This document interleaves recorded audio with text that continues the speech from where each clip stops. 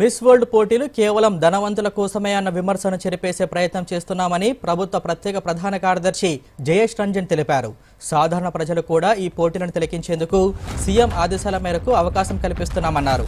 ప్రారంభ వేడుకలు, పోటీదారుల స్పోర్ట్స్ ఈవెంట్లు, టాలెంట్ కాంటెస్ట్ హైటెక్స్లో 23, 25వ తేదీలో జరిగే కార్యక్రమాలను సామాన్యులు కూడా తిలకించేందుకు కూడా వీలు కల్పిస్తున్నామని వెల్లడించారు.